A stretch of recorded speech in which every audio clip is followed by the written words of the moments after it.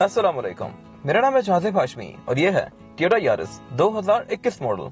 ये Toyota Yaris की first generation है पाकिस्तान में, जो कि वर्ल्ड वाइड 2017 में लॉन्च कर दी गई थी और इस गाड़ी को पाकिस्तान में 2020 में इंट्रोड्यूस कराया गया था। इस गाड़ी में मेन दो वर्जन आते हैं, 1300 और 1500, और ये इस गाड़ी का 1.5 ATIV CVTi 1500 सीसी वर्जन है, जो कि इस गाड़ी का टॉप ऑफ लाइन है। और जब ये कार लॉन्च की गई थी पाकिस्तान में 2020 में, तब ये कार एक बहुत अच्छा ऑप्शन थी, क्योंकि इस गाड़ी में ऐसी बहुत सारी चीजें आती थी जो कि कोई और कार ऑफर नहीं करती थी इस कैटेगरी की। और तब पाकिस्तान में और भी बहुत सारी गाड़ियां नहीं आई थी जो कि रिसेंटली आई हैं, जैसे कि चंगन एल्सविन, प्रोडॉन सागा, होंडा सिटी की 6th जनरेशन। जब ये कार लॉन्च हुई थी तो होंडा की 5th जनरेशन आती थी सिटी की, जो कि बड़ी ऑब्सोलीट हो चुकी थी और उसमें कोई फीचर्स भी नहीं थे। लेकिन अब 2021 में एल्सविन भी है और सिटी की 6th जनरेशन भी है, जो ये काफी फीचर रिच कार है। और एल्सविन अगर देखी जाए तो उसमें सनरूफ भी आती है, जो कि इस गाड़ी में नहीं है। तो इस गाड़ी को मैं दोबारा रिव्यू कर रहा हूँ और उनसे कंपेयर करूंगा इस रिव्यू में। बाकी पाकिस्तान में फैमिली के लिए एक अच्छी कार है। आपको अगर डे टू डे कम्यूट के लिए एक अच्छी गाड़ी चाहिए जो कि इकोनॉमिकल भी हो और ये थोड़ा मतलब मैन्यूवर करने के लिए भी इजी हो, तो ये गाड़ी एक बहुत अच्छा ऑप्शन है। Overall it's a great car and today I am going to review इट। Let's start with the exterior of this car. ये टोयोटा यारिस 1.5 ATIV का फ्रंट लुक है, जो कि मेरी ओपिनियन में ठीक है, लेकिन अब कंपैरेटिवली ये सिटी से थोड़ा डल लगता है। रिसेंटली पाकिस्तान में होंडा सिटी की 6th जनरेशन भी आ गई है, तो वो गाड़ी देखने में मेरी ओपिनियन में इस गाड़ी से ज़्यादा खूबसूरत है। और उस गाड़ी में DRL भी हर वेरिएंट में आती हैं। इस गाड़ी में DRL दी गई है क्योंकि इस गाड़ी का टॉप ऑफ लाइन वेरिएंट है। इसके छोटे वेरिएंट्स में DRL नहीं आती। बाकी अगर बात की जाए इस गाड़ी के फ्रंट लुक की, तो ये इस गाड़ी का ओवरऑल फ्रंट लुक है। इस गाड़ी की हेडलाइट्स काफ़ी मैसिव हैं और बाकी इस गाड़ी का फ्रंट भी ब्लैक कलर में तो बिल्कुल ही ब्लैक है, इसमें कोई खास क्रोम नहीं यूज़ किया गया। वाइट कलर में इसका ये वाला एरिया बाकी बम्पर से अलग है, क्योंकि ये ब्लैक प्लास्टिक है और ये हर कलर के साथ ब्लैक ही आता है। क्योंकि ये इस गाड़ी का टॉप ऑफ लाइन वर्जन है तो इसके अंदर ये क्रोम दिया गया है। इस गाड़ी के छोटे वर्जन के अंदर यहाँ पे क्रोम भी नहीं आता। और बाकी इस गाड़ी की हेडलाइट, जिसमें 2 पॉइंट्स आते हैं, लो और हाई के लिए अलग, और उसमें इंडिकेटर और पार्किंग लैंप भी हेडलाइट के अंदर ही माउंटेड है। और उसके नीचे यहाँ पे इस गाड़ी की DRL दी गई है, जो कि सिर्फ इस गाड़ी के टॉप ऑफ लाइन वर्जन में आती है, 1.5 वर्जन में। और इस गाड़ी में फॉग भी आती है, जो कि अगेन GLI या इस गाड़ी के नॉन नेटिव वर्जन के अंदर नहीं आती, ये सिर्फ एटिव में आती है। बाकी इस गाड़ी की ओवरऑल फ्रंट लुक की बात की जाए तो ये देखने में आपको फर्स्ट लुक में ही आइडिया हो जाता है कि ये गाड़ी टोयोटा फैमिली से बिलोंग करती है, क्योंकि टोयोटा अब बम्पर्स मोस्टली कार्स में ऐसे ही दे रहा है। इवन कोरोला ऑल्टिस के अंदर भी बम्पर्स ऐसे ही कर दिए गए हैं। बीच में एक ब्लैक कलर का एरिया है इसमें भी, और इवन एक्सियो वगैरह हर गाड़ी के अंदर बम्पर्स ऐसे ही आते हैं। बोनेट इस गाड़ी का काफ़ी सिंपल सा है, इसमें कोई शार्प लाइन्स वगैरह नहीं दी गई, जैसे छोटे मोटे कर्व्स हैं। और उसके बाद अगर बात की जाए इस गाड़ी की साइड प्रोफाइल की, तो ये इस गाड़ी की ओवरऑल साइड प्रोफाइल है, जो कि मेरी ओपिनियन में कोई बहुत ज़्यादा खास नहीं है। ये काफ़ी डल सी है, इसमें कोई कर्व्स वगैरह नहीं दिए गए, जैसे इसमें ये करेक्ट लाइन कंटिन्यू करती है फ्रंट फेंडर से रेयर डोर तक। और बाकी यहाँ पे कुछ खास नहीं दिया गया। इस गाड़ी में साइड स्कर्ट्स वगैरह भी नहीं आती, जो कि मेरे ख्याल में होती तो इस गाड़ी को एक कंप्लीट सी लुक देती, लेकिन नहीं है। और बाकी इसमें साइड पे ये डुअल VVTi की बैजिंग दी गई है, जो कि शो करवाती है कि ये टेक्नोलॉजी डुअल VVTi यूज़ करती है। अगर बात कीजिए इस गाड़ी के साइड मिरर्स की, तो ये इस गाड़ी के साइड मिरर्स हैं, जो कि कोरोला वाले ही हैं बिल्कुल। इसके अंदर इंडिकेटर आता है, बाकी इसमें कोई और फीचर नहीं आता। इसके अलावा कोई camera, blind spot monitor, heat वाला फीचर नहीं आता इसके अंदर। ये साइड मिरर हीटेड भी नहीं है, जो कि इवन किया पे कांटो के अंदर भी आते हैं, लेकिन स्टिल टोयोटा ने नहीं दिया। बाकी इस गाड़ी की ओवरऑल साइड प्रोफाइल है। इस गाड़ी में कोई एयर प्रेस वगैरह नहीं आते, जो कि सिटी 1.5 वर्जन में ऑफर करती है एस्पायर में, बट इसमें नहीं दिए गए। बाकी इस गाड़ी के डोर हैंडल्स, जो कि क्रोम की फिनिश में है, और ये सिर्फ ATIV में आते हैं। छोटे वर्जन के अंदर ये बॉडी कलर में ही होते हैं। बाकी इस गाड़ी का रेयर लुक, जो कि मेरी ओपिनियन में ठीक है। इस गाड़ी की टेल लाइट्स बहुत मज़ेदार हैं। इसके अंदर एक काफ़ी स्लीक सी LED दी गई है, जो कि रात को जलते हुए इस गाड़ी को काफ़ी अच्छी लुक देती है। और इसमें ब्रेक के लिए सिर्फ यहाँ पे ये 4-5 LEDs दी गई हैं, बाकी ये पूरी लाइट इसकी ब्लैंक है। आई डोंट नो टोयोटा अपनी लाइट्स के अंदर इतना बड़ा सारा एरिया खाली क्यों छोड़ता है। इंडिकेटर्स में इतना बड़ा सारा दिया गया है, रिवर्स इसमें ये दी गई है, लेकिन ब्रेक के लिए इसमें ये सिर्फ 4 LEDs आती हैं सिर्फ। बाकी इस गाड़ी का ओवरऑल रेयर लुक, जो कि मेरी ओपिनियन में अच्छा है, लेकिन कंपैरेटिवली अब सिटी से थोड़ा डर लगता है, क्योंकि इस गाड़ी का ATIV वर्जन है तो इसके अंदर बैक पे एक क्रोम की फ्रिल भी आती है। बाकी बैक पे इसमें ये बैजिंग दी गई है यारिस ATIV, और लेफ्ट पे 1.5 CVTi, जो कि शो करवाता है कि ये एक टॉप ऑफ लाइन कार है।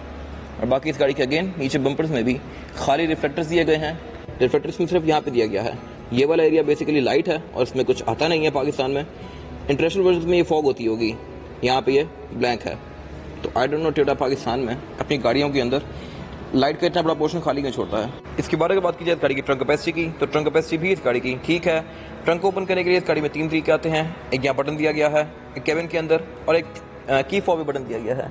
इसके की फॉब पे एक ट्रंक रिलीज दिया गया है, जिसको आप दबा के रखेंगे तो इस गाड़ी की ट्रंक ऑटोमेटिकली अनलॉक होगी लाइक दिस। और ये इस गाड़ी की ट्रंक कैपेसिटी, जो कि मेरे ख्याल में अच्छी है इस गाड़ी के साइज़ के लिहाज से। ये ट्रंक काफ़ी डीप है और इसमें नीचे दी ग्रिल को उठा के आप इस गाड़ी का स्पेयर टायर और टूल किट एक्सेस कर सकते हैं। यहाँ पे इसमें ये बिजली ट्रक प्लस का स्पेयर टायर आता है और एक टूल किट आती है। बाकी इस गाड़ी की रेयर सीट्स फोल्डेबल नहीं है, ये फिक्स्ड ही हैं, इनको फोल्ड नहीं कर सकते। बैक पे यहाँ पे कोई स्पीकर्स नहीं आते। इस गाड़ी के चारों ही स्पीकर्स डोर्स के अंदर आते हैं और उसके अलावा एक इसमें हाई मोटर ब्रेक लैंप दिया गया है और आइसोफिक्स के पोर्ट्स आते हैं यहाँ पर।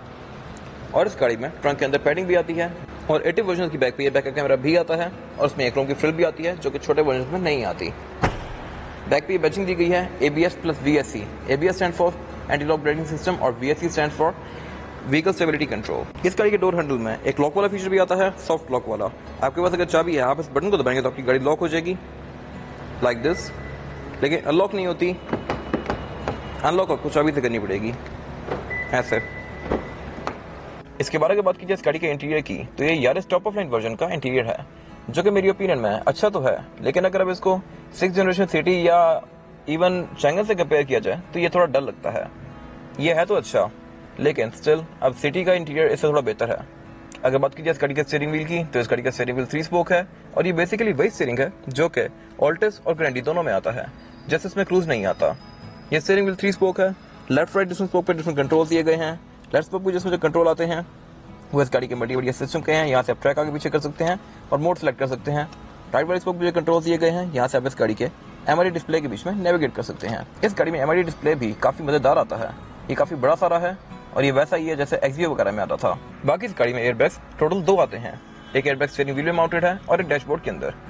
इसके बारे में बात कीजिए इस गाड़ी के मीटर की, तो ये इस गाड़ी का मीटर है जो कि बेसिकली इसका ओवरऑल स्ट्रक्चर देखा जाए तो ये पुरानी XLI और GLI से मिलता जुलता है। इसमें 2 मेन डायल आते हैं। लेफ्ट वाला डायल RPM का है, सेंटर वाला डायल इस गाड़ी का स्पीडोमीटर है और राइट पे इसमें ये एक MID डिस्प्ले दिया गया है जो कि काफी फीचर रिच है। ये एक प्रॉपर मजेदार स्क्रीन है 3.5 इंचेस की, जो कि आपको इस गाड़ी के बारे में बहुत सारी डिफरेंट चीजें शो करवाती है, जैसे कि इस गाड़ी की इको सेविंग वगैरह की गाड़ी मतलब कितना फ्यूल बचा रही है, कितना खा रही है, फ्यूल कंजम्पशन पैटर्न्स, सेटिंग्स वगैरह, और उसके अलावा एवरेज किलोमीटर पर लीटर, ड्राइविंग पैटर्न वगैरह इस तरह से।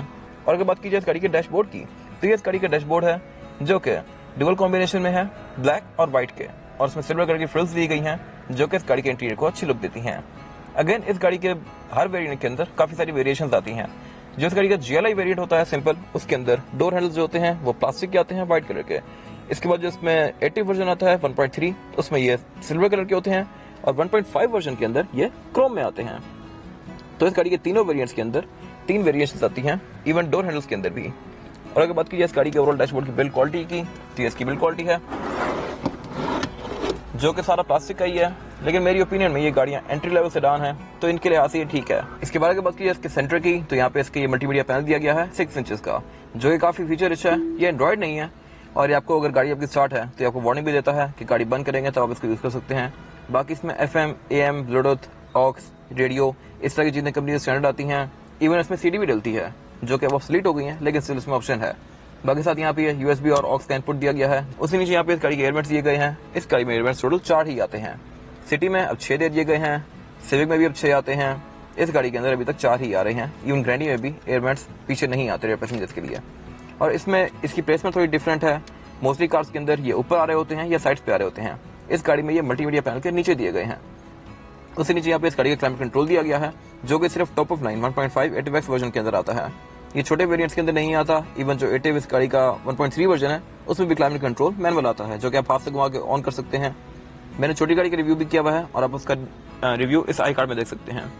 ये इस गाड़ी का क्लाइमेट कंट्रोल दिया गया है जो कि सिंगल जोन है। इसको आप यहाँ से ऑन करके इसके टेम्परेचर को जिस टेम्परेचर भी एडजस्ट कर देंगे, गाड़ी उसके लिहाज से केबिन का टेम्परेचर एडजस्ट करेगी। बाकी नीचे यहाँ पे इसके डिफरेंट मोड सेलेक्टेड दिए गए हैं और इसकी लुक भी मेरी ओपिनियन में काफी खूबसूरत है। क्लाइमेट कंट्रोल से नीचे एक यहाँ पे स्टोरेज पॉकेट आती है, एक एरिया दिया गया है नेट के पैटर्न में, और उसके ऊपर एक लाइट दी गई है जो कि ब्लू कलर की है और एक ग्लो करती है रात को। उससे नीचे यहाँ पे 2 कप होल्डर्स दिए गए हैं जो काफी डीप हैं, और उससे पीछे यहाँ पे इस गाड़ी का गियर लेवल दिया गया है। इस गाड़ी में जो गियर सिलेक्शन है वो है P, R and D, और D में करके आप इस गाड़ी को मैनुअली भी चला सकते हैं, जो कि मेरी ओपिनियन में एक काफी अच्छा ऑप्शन है। इस गाड़ी में पेडल शिफ्टर्स नहीं आते, बट स्टिल आप इस गाड़ी को टेप्ट्रॉनिक ट्रांसमिशन से मैनुअली चला सकते हैं, और ट्रांसमिशन भी इस गाड़ी में CVT आती है जो कि इस गाड़ी की फ्यूल एफिशिएंसी और परफॉर्मेंस दोनों को काफी बेहतर बनाती है।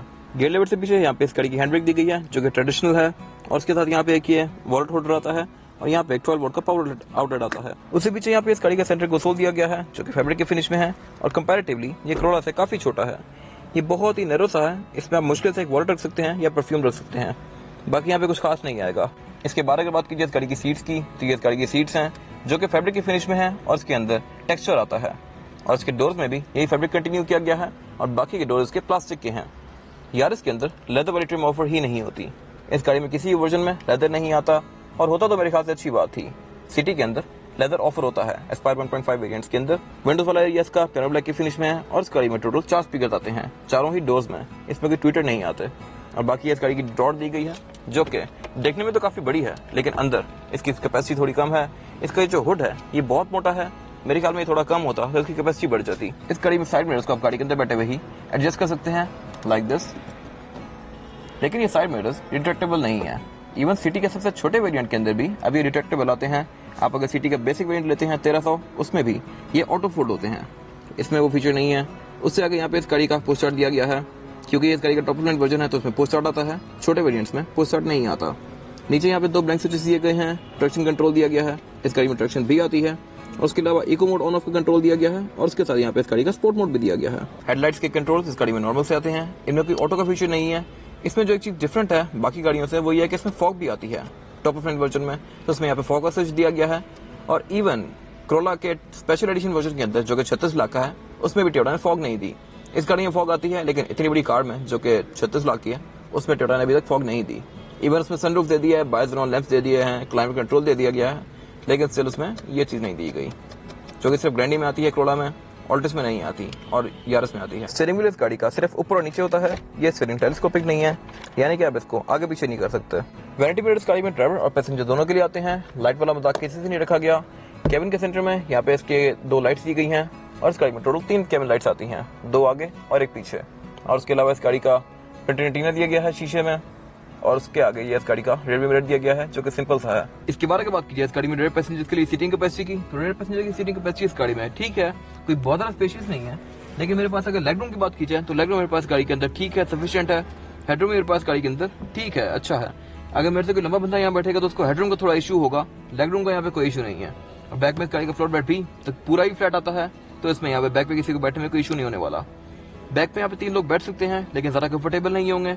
2 लोग यहाँ पे बहुत इजी बैठेंगे, 3 बंदे बैठना चाहे तो बैठ सकते हैं लेकिन लॉन्गर जर्नीज के लिए नहीं।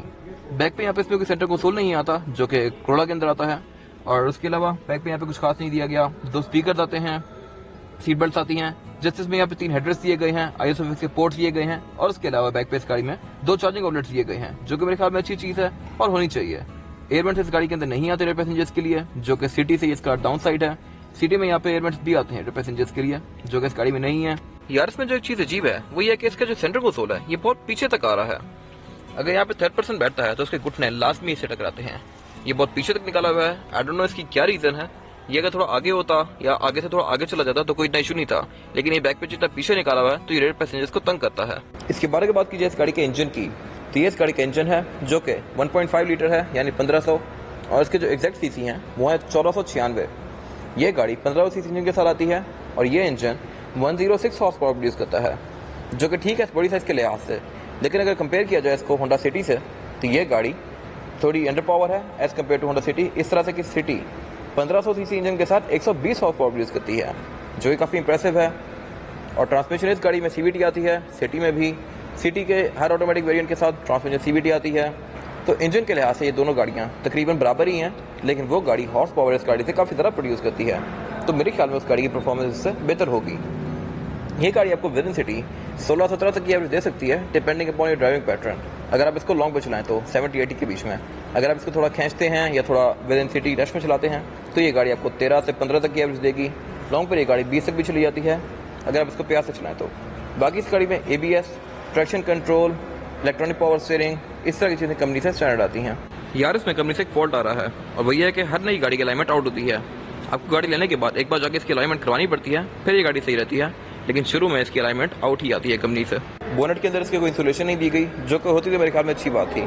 इसके बारे में बात की इस गाड़ी के रिम की, तो इस गाड़ी में रिम जो आता है वो है 15 इंचेस का और ये रिम TRD की बैजिंग के साथ आता है। बेसिकली ये रिम TRD का है और ये डुअल कॉम्बिनेशन में है, ब्लैक और एल्यूमिनियम की फिनिश के। और इसमें जो टायर साइज आता है वो 185, 60 और 15। इस गाड़ी में 15 इंचेस का अलॉय व्हील आता है और टायर जो आता है इस पर वो है BG ट्रैको प्लस जो कि बेसिकली जनरल की ही सब्सिडरी है। और मेरी ओपिनियन में ये टायर कोई बहुत ज़्यादा खास नहीं है, आप अगर लेकर आफ्टर मार्केट टायर लगवाते हैं इसमें किसी अच्छे ब्रांड के जैसे मिशेलिन या कॉन्टिनेंटल के, तो आपको इस गाड़ी की ड्राइव में वाज़ेह फर्क फील होगा। ये इस गाड़ी की फिजिकल की है। बैक पे इसमें टोयोटा का लोगो दिया गया है और फ्रंट पर इसमें लॉक अनलॉक और ट्रंक रिलीज आता है। ये की अच्छी है लेकिन ये फुल प्लास्टिक की फिनिश में है, बट मेरे ख्याल में इट्स ओके क्योंकि एक एंट्री लेवल सेडान है। और इस गाड़ी की जो प्राइस है वो है 2933। ये गाड़ी 2443 से स्टार्ट होकर 2933 तक जाती है और इसके जो नॉन फाइलर का टैक्स है वो है 1 लाख और फाइलर का टैक्स है 50,000। तो ये गाड़ी आपको ऑन रोड आते आते तकरीबन 30 लाख तक की पड़ जाएगी। और इस प्राइस रेंज में मेरे ख्याल में आपको सिटी भी मिलती है, एल्फिन भी मिलती है, जो कि इस गाड़ी से ज़्यादा फीचर रिच है। ये सारी review Toyota Yaris 2021 model ATIV-X version का 1.5। अगर आपने इसके छोटे वर्जन का रिव्यू देखना है तो आप इस आई कार्ड में देख सकते हैं। ये था आज का रिव्यू। अगर आपको ये रिव्यू पसंद आया तो इस रिव्यू को लाइक कीजिए, मेरे चैनल को सब्सक्राइब कीजिए और अगर आपके पास इस गाड़ी से रिलेटेड कोई भी राय है तो उसको कमेंट सेक्शन में जरूर शेयर कीजिएगा ताकि वो लोग जो ये गाड़ी लेने वाले हैं वो आपकी राय से फायदा उठा सकें। अपना ख्याल रखिएगा। Thank you.